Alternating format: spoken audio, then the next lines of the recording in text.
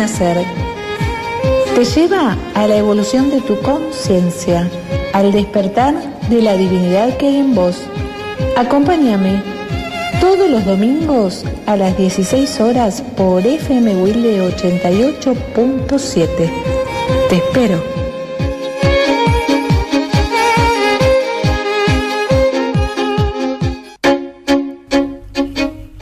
Muy buenas tardes, bienvenidos a Tiempo de Nacer por FM Wilde 88.7. Conducción, licenciada Rosana Romasco, en los teléfonos Rubén y hoy mi operador Lucas. Bueno, tenemos la presencia de una invitada especial para mí, por quien siento muchísimo afecto. Se llama Liliana Colautti. ¿Cómo estás, Liliana? Hola, Rosana, ¿cómo estás? Bueno, en principio agradecerte la oportunidad de estar en este espacio y bueno, más que nada para poder divulgar un poco esta problemática tan actual que nos afecta hoy como sociedad.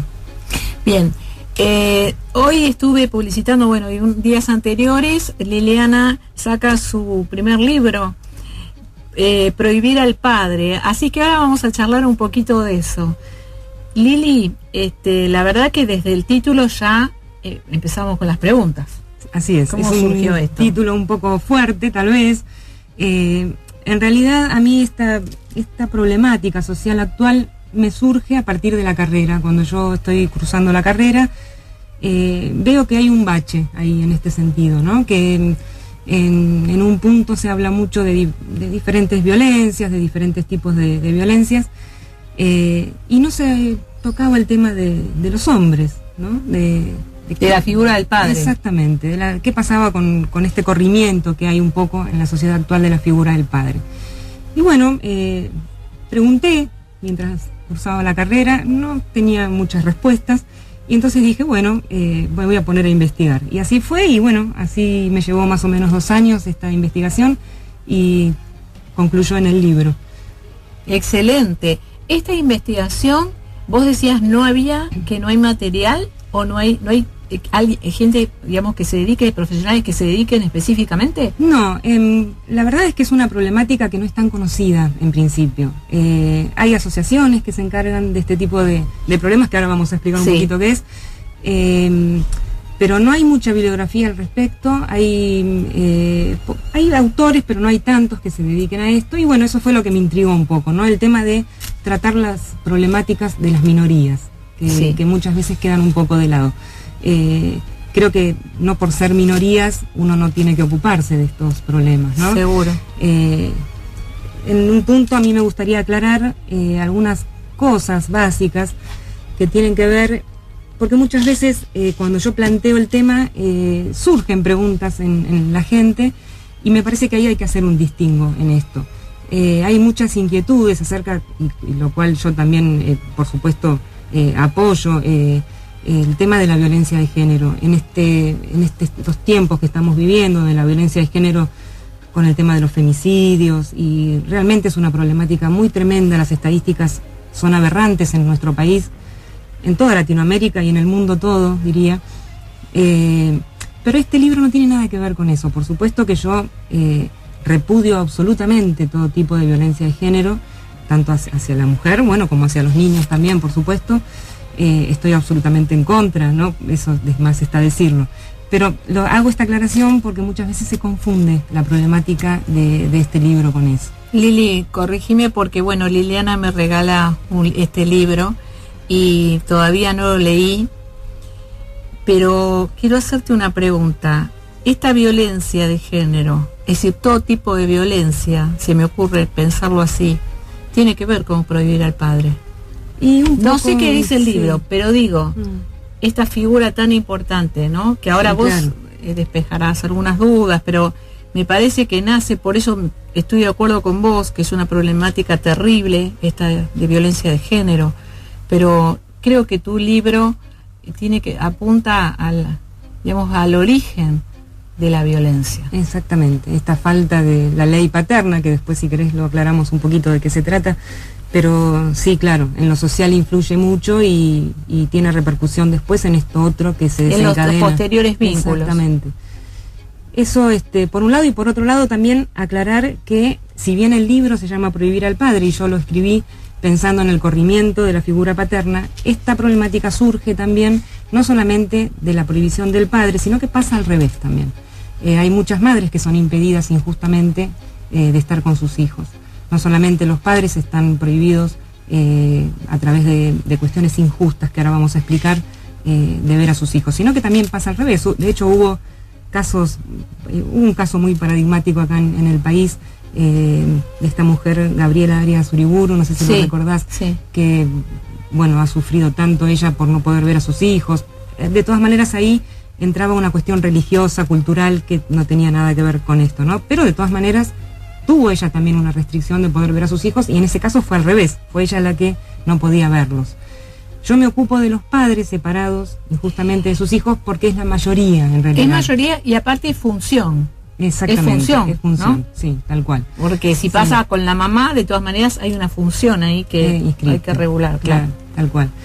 Pero bueno, por ahí aclarar estas dos cosas que me parecen importantes, porque muchas veces me han preguntado, pero no solamente, claro que no es solamente el padre el que muchas veces es corrido, también la mamá recibe este maltrato, ¿no? De no dejar ver a sus hijos.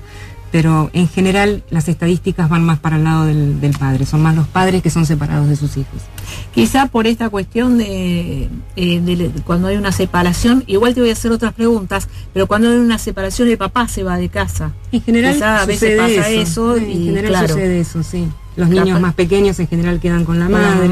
Claro. Sí, que si todo va bien y los vínculos son vínculos sanos y no pasa nada, digamos, ¿no? Eso se establece se vuelve a códigos y bueno, sí, se pueden, pero bueno, hay casos en que no siempre va todo bien y aparecen estas cosas injustas. Lili, y también cuando no hay separación, ¿no?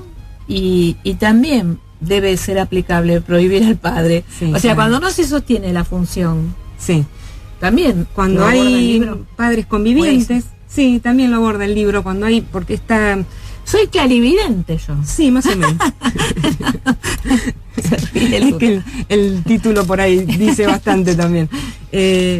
Sí, esto puede darse también, son menos los casos, pero puede darse también en parejas convivientes, donde hay un corrimiento de la figura paterna, con desvalorizaciones. Esto se trae también de alguna manera en forma transgeneracional, ¿no? Esto se va trayendo desde generaciones anteriores, la forma de crianza de esa madre, cómo fue el padre para esa madre, bueno, un montón de factores que hacen después a la maternidad de esa mujer. ¡Qué libro picante! Es picante. Picante debe ser, ¿eh? Ay, lo quiero leer.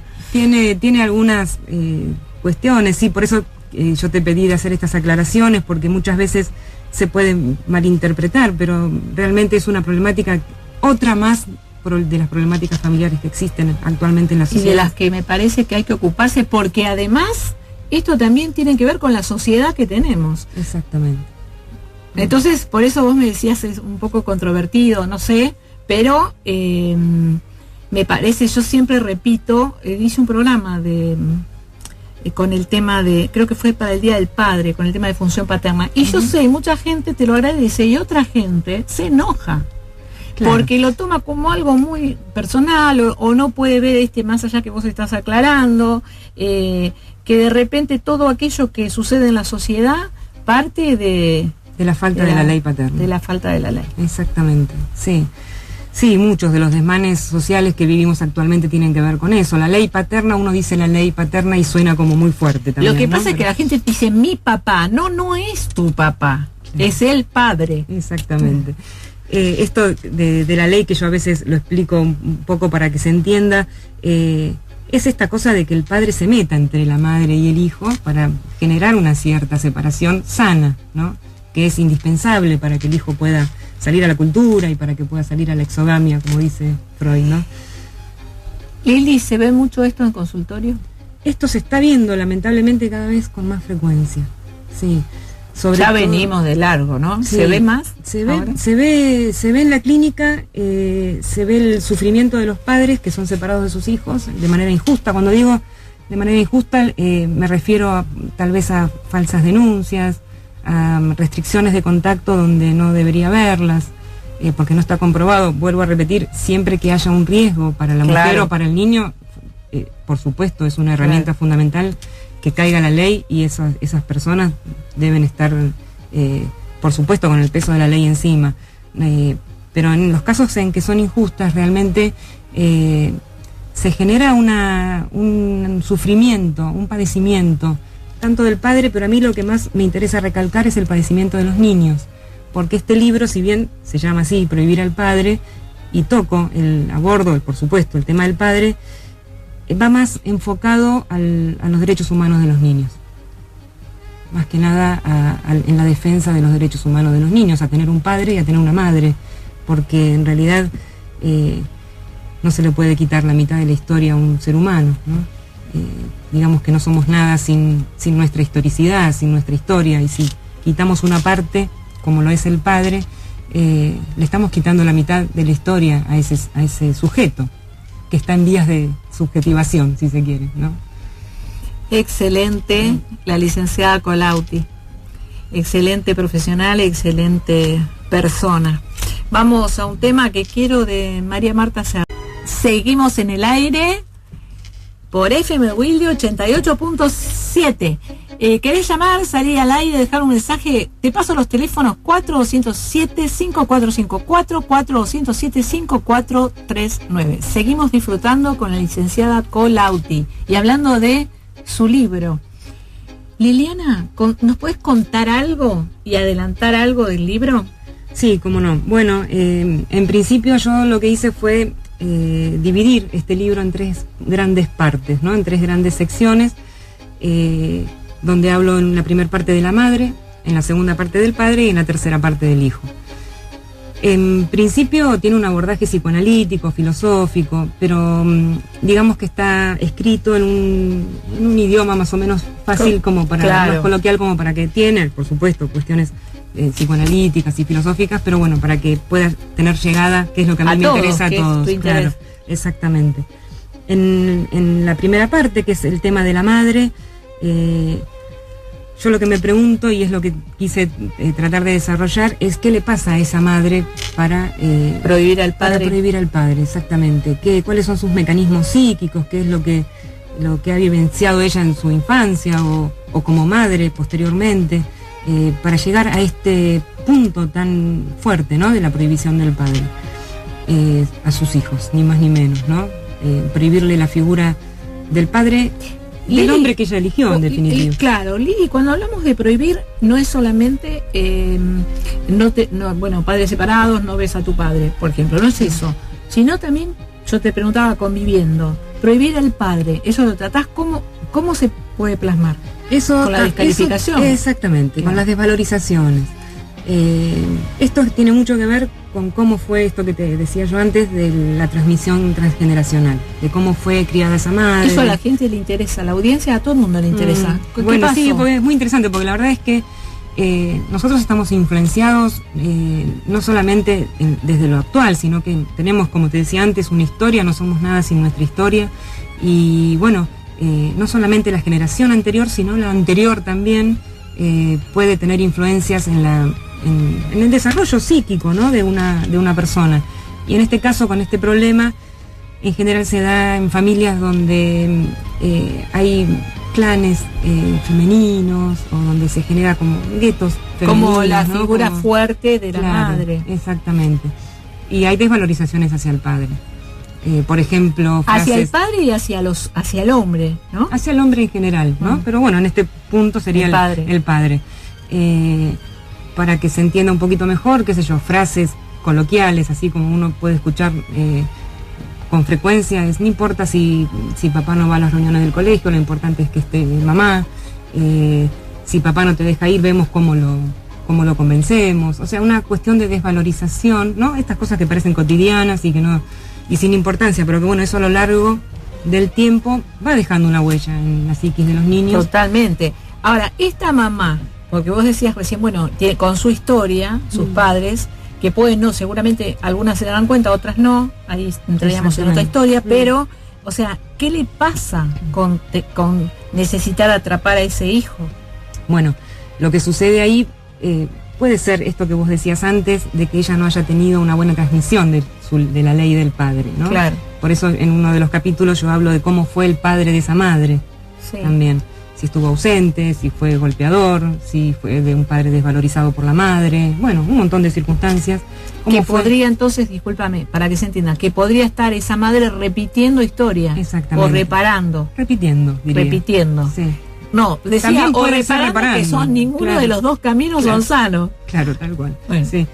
Pero bueno, se puede ir para un lado un poco más sano, o si no, sí, repitiendo la historia y terminando en este círculo de repeticiones que ya está más cerca de lo patológico, digamos, ¿no? Que trae consecuencias no psíquicas solamente o psicológicas, sino también orgánicas. Aparecen en el niño, pueden aparecer enfermedades psicosomáticas, bueno, y diferentes patologías a causa de este padecer.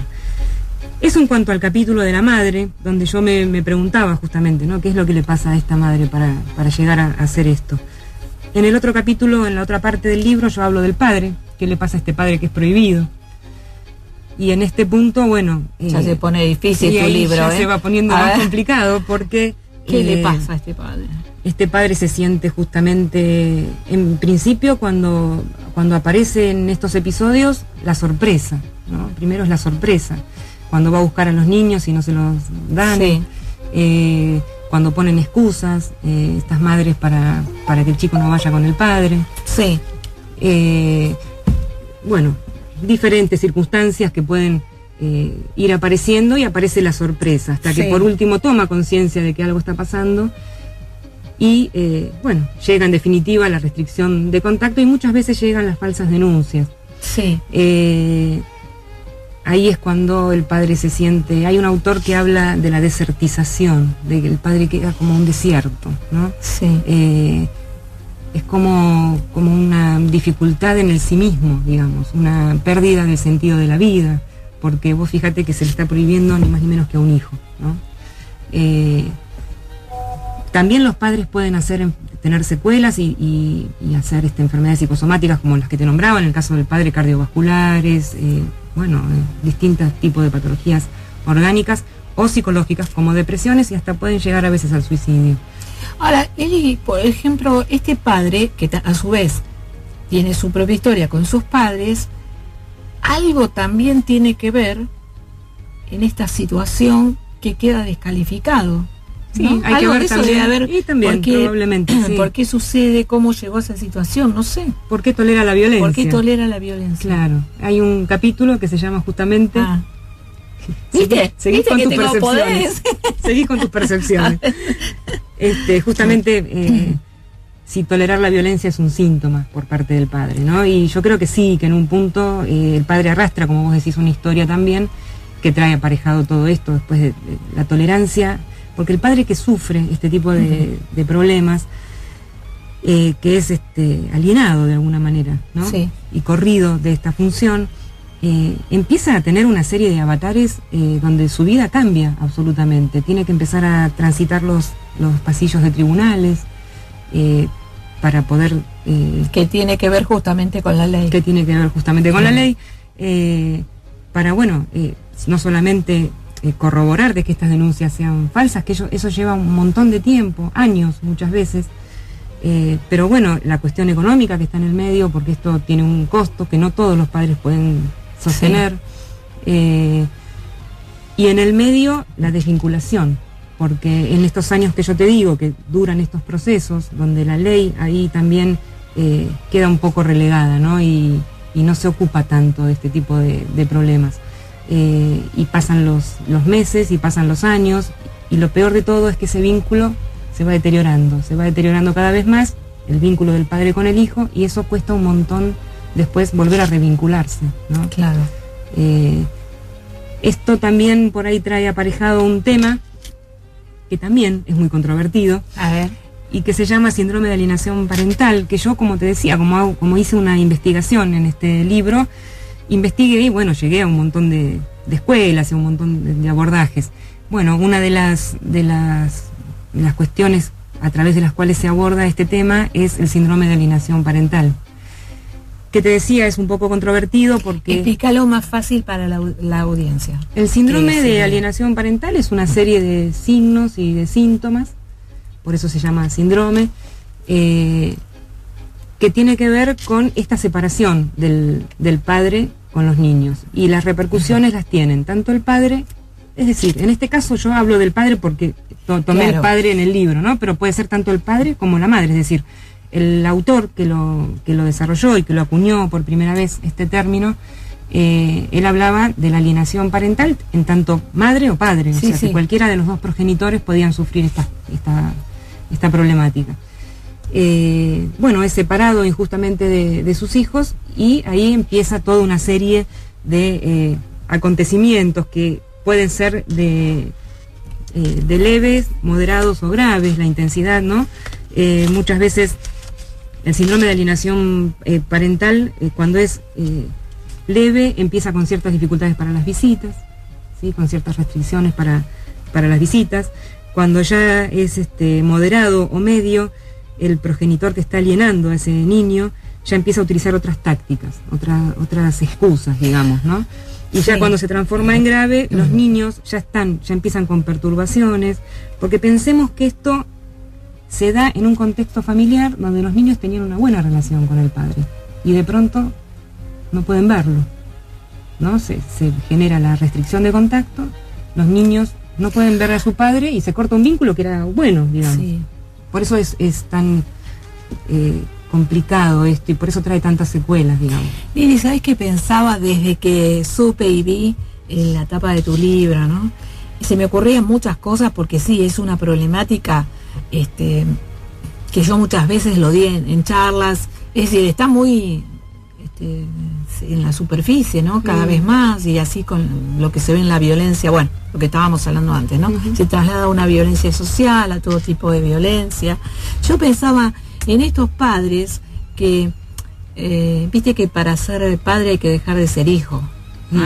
Entonces, estos padres que de alguna manera, porque se da en una conflictiva muy infantil de ambos, esa conjunción o esa función, ¿no? Que como Lacan dice, digamos, claro, esta cuestión bisagra, o sea, la mamá y el papá, que es función y que no es uno sin el otro, tiene que darse, o sea, para darse estas situaciones, hay mucha cuestión infantil en cada uno de ellos. Digo, en los dos, porque si uno de los dos toma otra decisión y este círculo vicioso no se da. Sí, exactamente. Muchas veces hay cuestiones económicas, intereses económicos, rencores, ¿no? Celos. Se juegan, siempre yo digo que siempre debajo de lo económico siempre hay otra cosa. Seguro. ¿No? Que la cuestión económica, pero bueno, en general cuando la restricción es puesta por parte de la madre, muchas veces se da la cuestión económica. Es decir, exigir en forma desmedida cuestiones económicas que a veces los padres no pueden enfrentar. De hecho, hay muchos casos, yo veo en la clínica casos donde los padres cumplen con sus obligaciones, porque por eso digo injusta, ¿no? Yo recalco mucho en esto, en la palabra de la injusticia, porque los padres que no cumplen con sus obligaciones, ni económicas, ni de sustento, ni de presencia como padres, bueno, por supuesto que tiene que caer la ley sobre ellos, ¿no? Pero en este libro yo me dedico a los padres que injustamente son separados. Sí. Es básicamente eso. Y entonces aparecen estas exigencias por parte de la madre, que en general muchas veces son económicas, y ponen a los niños en el medio. Por eso hago tanto hincapié en la defensa de los derechos del niño, ¿no? Y ponen a los niños en el medio en el sentido de, si no pasas el alimento o lo que fuere, no sé, como el problema de cada uno, digamos, no los ves. Exactamente. Ahí el chico muchas tiene veces, un precio. por más que se pase el alimento, se sigue exigiendo, ¿no? Y ahí aparecen, por eso digo que debajo del dinero siempre hay otras cosas. Aparecen los celos, por ahí de parejas nuevas del padre, bueno, diferentes problemáticas ya más subjetivas, más personales, que hacen que lleven a la madre a este tipo de actitudes. Y en cuanto a los niños, bueno, las secuelas que pueden quedar son realmente importantes. Son chicos que no son chicos seguros, son chicos que han crecido en una realidad ficticia de alguna manera, ¿no? Sí. Porque aparece la mentira. Antes de empezar a hablar de la tercera parte, que sería la del niño, ¿eso ibas a hacer? Sí. Ahora, bueno, entonces, Lucas, seguimos en el aire en Tiempo de Nacer por FM Willy 88.7. Liliana Colautti, me estoy quedando difónica con este tema. Tenés que hablar yo entonces. No, yo hablo igual. Sí, claro. Bueno, ¿qué viene ahora?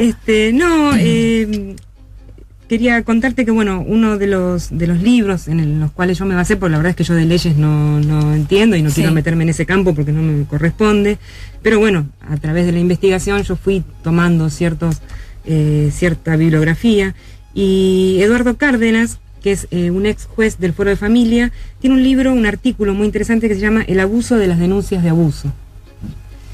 Y eso tiene que ver con esto que hablábamos recién, ¿no? De las denuncias de abuso o de maltrato o de violencia falsas, por eso el abuso de las denuncias de abuso, que generan estas mujeres y a partir de ahí se pone la restricción injusta del padre.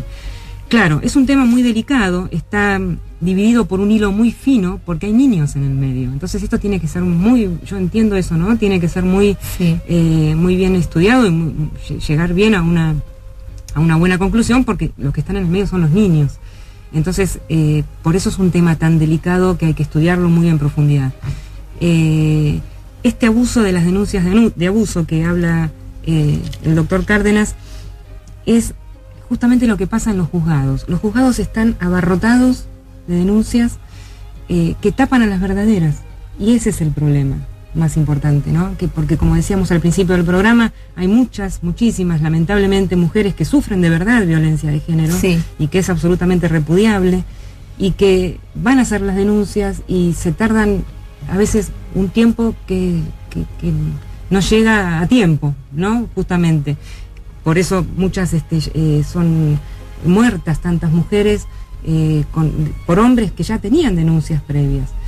O sea que esta cantidad de denuncias de abusos falsas tapan a las verdaderas, y retrasan, digamos, a las personas que realmente están sufriendo violencia de género.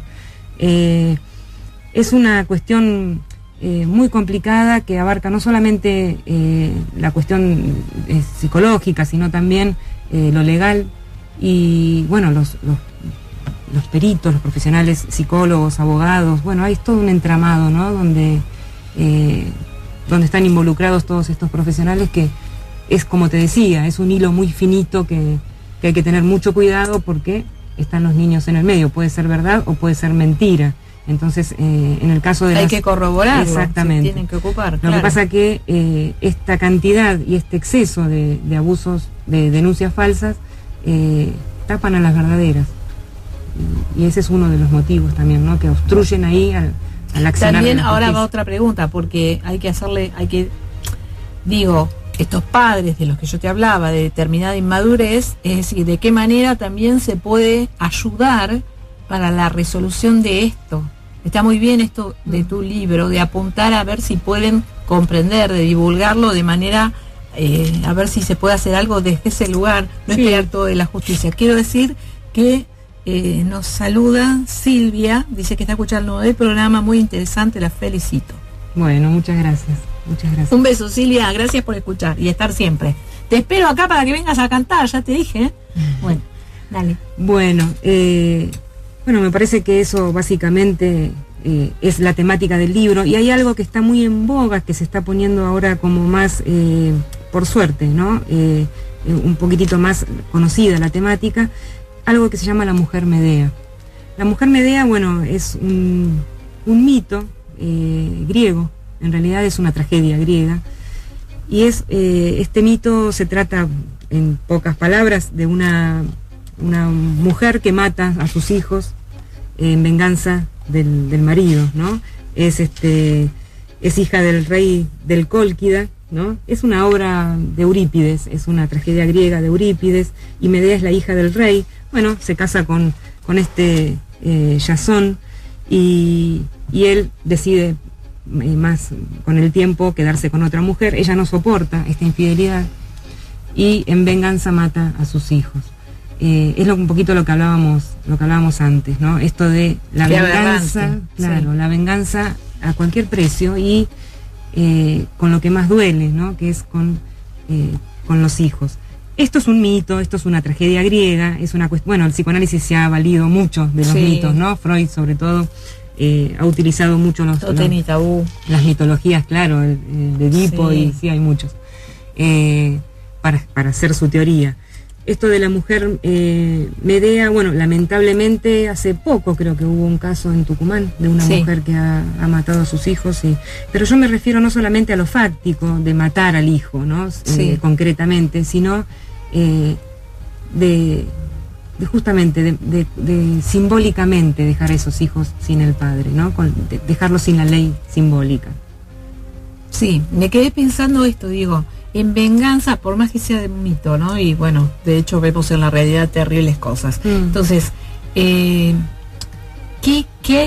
¿cómo analizar qué hay detrás de eso, ¿no? Porque vos decís, le saca al padre, los mató, está bien, vos decís más allá de lo fáctico, pero a ver, los mató.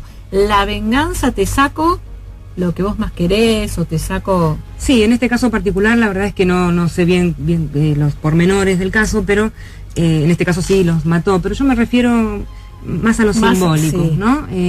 Sí, en este caso habría que ver qué características psicopatológicas tendría esta mujer. Otra cosa muy importante, Lili, también, es que tiene un hilo muy fino, es urticante todo este tema, pero bueno, es así, tiene un hilo muy fino, que es la patología, porque parece que todas, esto es un mito, pero digamos, vamos a la realidad. A ver, bueno, es una patología, es un psicópata, es un psicótico, es un lo que sea, y entonces esto queda solapado en la enfermedad.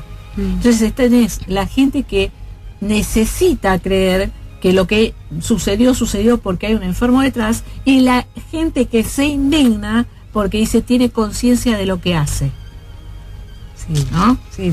Entonces me parece también que por eso creo que esto de lo más necesario, repito siempre y no me canso, se cansarán de escucharme, pero no me voy a cansar de decirlo, de lo importante que es educar, transmitir la información como vos lo estás haciendo, porque con tu libro, en este caso, porque hay mucha gente que primero no hay un libro para padres, para cómo ser padres, y no lo habrá, es muy complejo, pero por ejemplo esta situación en que dejen de ser nos acostumbramos a lo que sucede y pasa a ser normal, se naturaliza, manera. Entonces a veces te digo, dando charlas, a mí me ha pasado hace muchos años, y ahora te dejo hablar, pero hace muchos años, que falta la parte del niño, en una charla de orientación a padres, una mamá se levantó y se fue, se ofendió. Todavía hace tantos años igual no sé qué dije, pero era sobre límites, asesorar, se andaba en los colegios, en distintos lugares para esto, para reforzar las funciones, roles, cansarme de repetir, a ver, no hablamos de mamá y papá, no estoy hablando de vos como mamá, estoy hablando de función. Entonces se levantó y me dijo, para ustedes los psicólogos la culpa siempre la tienen los padres, y se fue. Claro, no, de ninguna manera, no. Bueno, pero lo que te quiero decir con esto, que gracias a Dios existen padres y son, por suerte, la mayoría en una sana paternidad y maternidad, ¿no? Y ejercen el maternaje y el paternaje en salud, digamos. Perfecto. ¿no? Pero bueno, hay casos específicos donde... Pero esto que tu libro está dirigido a, que me parece a estos, por supuesto, a estos que buscan y dicen, bueno, ¿qué puedo leer? ¿Cómo puedo ayudar? No es fácil. ¿Qué hago? ¿En qué estaré fallando? No sé. Claro. Y también estaría muy bueno para aquellos que no piensan, digamos, que no se ponen a pensar qué está pasando. Y que por lo menos me parece que la pregunta inicial es esto que te dije, para los padres. Te dije, ¿qué parte infantil? Porque no todo esto que estás hablando, hoy sobre tu libro, y que seguramente estará escrito, no pasa en padres adultos, aún separados. No tiene nada que ver el problema del adulto y de la separación. Entonces, plantearse al menos, bueno, ¿qué estoy haciendo? Porque, o chicos que llegan a la consulta, y vos tenés que darle una devolución y decir, ahí viene vos, el psicólogo ya sabe que viene la parte fea de decir, mira, ¿qué te parece? ¿Qué tendrás que ver vos en esto? Yo nada, él hace tal cosa. Claro. Un niño de 7 años. Claro. Sí, no, indudablemente siempre las víctimas son los niños, porque no tienen el desarrollo psíquico terminado, ¿no? De alguna manera. No pueden defenderse. Claro, no pueden defender, no tienen herramientas. Claro. Están en pleno proceso de subjetivación. Yo creo que en ese proceso sí los padres somos responsables. en ayudarlos a subjetivarse de alguna manera, a ser seres independientes y autónomos. ¿Qué es lo que falla cuando sucede esto, ¿no? En general, si vamos a la parte del niño, lo que aparece como secuela son niños muy dependientes, con trastornos de conducta, con trastornos de aprendizaje, con enfermedades psicosomáticas. Son niños que no se pueden autovaler, digamos, ¿no? Y que crecen en una realidad de ficción, valga la contradicción, sí, ¿no? ¿Por qué? Porque ellos están escuchando todo el tiempo el discurso materno, que es falso muchas veces, ¿no? Esta cosa de la desvalorización hacia el padre, de hablar mal del padre, inclusive esto se traslada a la familia extendida. Claro. Porque no es solamente con el papá, muchas veces abuelos. La restricción aparece hacia los abuelos, hacia los hermanos de otras parejas, también del padre. Y entonces el niño, claro, crece en esa falsa realidad. Y entonces crece como diciendo, bueno, entonces mentir no está tan mal, ¿no? ¿Y a quién le creo? Y le creo a la única que tengo, que es a mi mamá. Porque si no le creo a ella y no me quedo con ella, me quedo sin nadie, porque mi papá no lo tengo. Porque también aparece esta cuestión en la clínica, suena feo, pero es así, muchas veces el chico siente como una amenaza y el psicólogo lo percibe. Y quizá no lo puede poner en palabras, pero si suelto a mamá, o si me animo a querer a mi papá, o a decir algo de mi papá, mi mamá no me va a querer más, que es lo que las madres muchas veces transmiten. Y ahí está la cuestión infantil de la que hablábamos. Claro. Sí, bueno, acá volviendo otra vez un poco a la metáfora paterna, a la ley del padre, si querés en términos más lacanianos, pero para que la gente entienda esto de esa metáfora tan interesante que tiene Lacan, que es la del cocodrilo, la de la boca del cocodrilo, que la verdad es que es muy gráfica y es bien entendible por todos. El cocodrilo está con la boca abierta y el niño está casi ahí para meterse. El cocodrilo es la madre, esto que no se tome en forma peyorativa, ni mucho menos, porque yo soy madre también, ¿no? Pero las madres tenemos una tendencia a estas sobreprotecciones y la función del padre... La mamá que se come al hijo. Claro, la función justamente del padre es poner el palito en la boca del cocodrilo para que ese cocodrilo no pueda cerrar la boca y comerse al hijo. Esto que Lacan explica de una manera tan simple, tan sencilla y es tan simbólica, ¿no? Sí. Por eso la función del padre es justamente la interdicción, meterse entre esa madre y ese hijo para que ese vínculo sea sano, se pueda separar un poquito y crezca sano. Permitime que voy a hacer una síntesis muy... No, seguimos con el programa, pero quiero decir esto porque también lo remarco en cada actividad que hago. A ver, padres deciden tener un bebé. Un hijo. Ese hijo viene al lugar del deseo de la madre. En ese lugar, se lo sepan o no, llega ese hijo, por más que sea ambos padres, al lugar del deseo de la madre, donde debe ser alojado. Un chico no deseado también es un chico que después va a presentar problemas. Perfecto, llega a ese lugar. La mamá está contenta, el papá lo manda a la otra habitación, como digo siempre, ese periodo, todas las cosas que ya conocemos todo que pasan. Y después, bueno, hay que sacar a ese chico de adentro. La madre no lo suelta.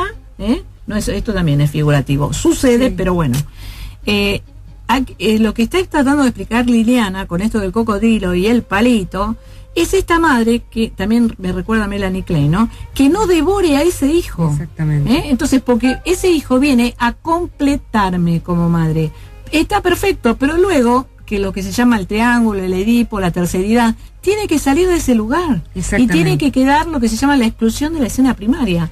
Si no hay posibilidades de que sea un sujeto. Exactamente, sí.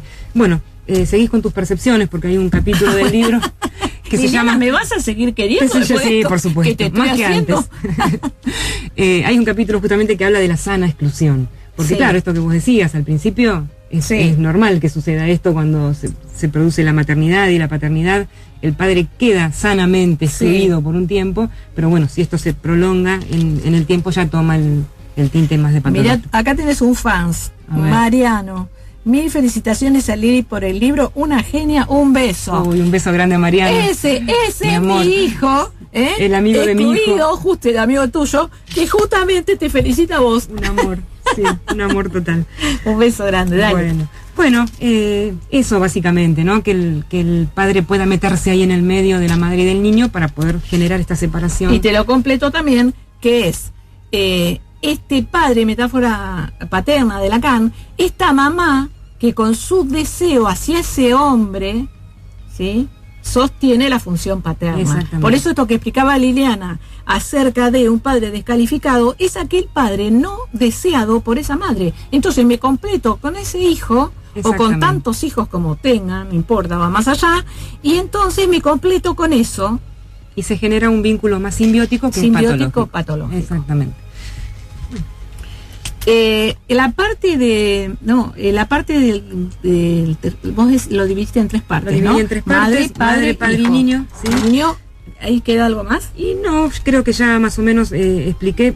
Sí, lo que quiero que quede bien en claro que tenemos que salir a la calle, así que cuidado con lo que vas a decir, porque está bastante fuerte el programa. No, simplemente que es un libro en pos del cuidado de los derechos humanos del niño, ni más ni menos que eso.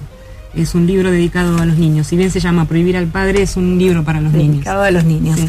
Lili, ¿cuándo vas a hacer la presentación? Bueno, posiblemente para fines de noviembre o primeros días de diciembre, y si la primera, digamos, sí, ¿no? Y después el año que viene va a haber seguramente otras presentaciones. Sí.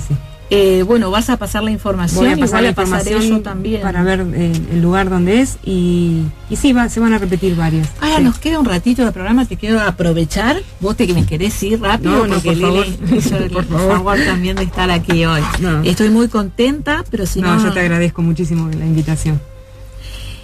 Ahora quisiera preguntarte más sobre cuando, digamos... te metiste en esta problemática, pero no desde la investigación. O sea, ¿qué significa escribir un libro? Está bien, el libro es este. ¿Qué significa escribir un libro? ¿Qué significa escribir un libro? Bueno, la verdad es que uno tiene que sentirse como apasionado por un tema, ¿no? Para poder eso volcarlo después en el papel. Yo he escrito otras cosas, he escrito cuestiones pero que tienen más que ver con lo literario. Sí, vos me haces llorar cuando escribís. Escribís muy lindo. Y bueno, tengo varios cuentos y tengo una interpretación psicoanalítica sobre 100 años de soledad de García Márquez. Me gusta mucho la literatura y bueno, siempre estoy escribiendo algo, pero la verdad es que me volqué a escribir esta problemática, como te decía, a partir de esta ausencia de bibliografía, ¿no? Sí. Si bien hay asociaciones, por suerte, hay asociaciones que se dedican a esta problemática, pero no hay mucha bibliografía, hay poca bibliografía, y me parece que es un problema, como te decía hoy, de la sociedad actual que debe conocerse, así como otros tantos de minorías, ¿no? Yo hago hincapié en esto, que son problemas o problemas que afectan a las minorías. No sé si minorías, tal vez tengas razón, pero como que se minimiza. Eso es lo que veo. Sí. ¿No? Y queda tapado por otras cosas que también son sumamente importantes. Seguro, todas las problemáticas familiares son importantes y uno tiene que ocuparse de todas, ¿no? Y son tantas y tan diversas además. Una familia es un mundo entero, sí, ¿no? Pero bueno, esto había quedado ahí medio relegado y la verdad es que en la actualidad se están viendo muchos casos en la clínica. La licenciada Colautti lo sacó a la luz. Bueno, no yo, ya otros antes, pero la verdad es que estoy apoyando esto por lo que te decía recién, porque los niños son los más afectados y los niños son nuestro futuro en definitiva, ¿no? Lili, ¿estás atendiendo niños vos? Atiendo adolescentes y adultos. Adolescentes, ¿vas a escribir sobre eso? Y tal vez alguna cosilla. Eso va a ser una bomba también. Bueno, porque todo esto que estuviste hablando y que escribiste en tu libro, después se reedita en la adolescencia. Totalmente, entonces, sí, todo aquello que en los primeros 5 años de vida, donde se forma la estructura de ese niño para ser un sujeto futuro, ¿no? Un sujeto. En la adolescencia, cuando vienen esas también muchas consultas de por qué, yo siempre explico esto, en la adolescencia se reeditan los primeros 5 años de vida, bla, más o menos. ¿Qué se reedita? ¿Todo? No. Aquello que quedó en la oscuridad, aquello que quedó inconcluso, que quedó fuera de la significación. Exactamente. ¿Sí? Como lo traumático. Y también entra todo esto que dijiste, que estuvimos hablando del libro, ¿sí? Sí. Porque después ese chico, privado de la ley y demás, presenta determinadas sintomatologías que cuando es pequeño lo retás. Sí, sobre todo el tema de las identificaciones también, ¿no? Porque los niños se identifican tanto con la mamá como con el papá. Sí. En este caso, si el padre no está presente, injustamente, porque no se le permite, las identificaciones ahí se complican, ¿no? Y hasta puede haber problemas en la elección de objeto de amor, como el tema de la homosexualidad. Bueno, diferentes tipos de... Lili, Quiero decirles y repetirles otra vez que Tiempo de Nacer está en YouTube, es mi canal de YouTube, así que me pueden seguir, lo buscan como Tiempo de Nacer. Y justamente te iba a decir, te voy a invitar también para el programa de YouTube. Bueno, como no, porque tenemos muchísimo más para hablar. Sí, por aparte supuesto. hablas muy claro, Lili. Bueno, espero haber sido clara y que la gente haya podido entender, aunque sea en líneas generales, de qué se trata. En la semana siempre tengo igual las mensajes, las devoluciones del programa. Bueno. Pero sí lo suficientemente clara, por eso te digo, es un tema fuerte, pero está muy bien abordado. Así que muchas gracias por venir, te quiero muchísimo. Bueno, muchísimas gracias, Roxana. Realmente te agradezco muchísimo el espacio. Y bueno, espero verte prontito. Sí. Y no te me escapes que salimos juntas. Bueno, nosotros nos volvemos a encontrar el domingo próximo. Creo que tengo como invitados 3 musicoterapeutas,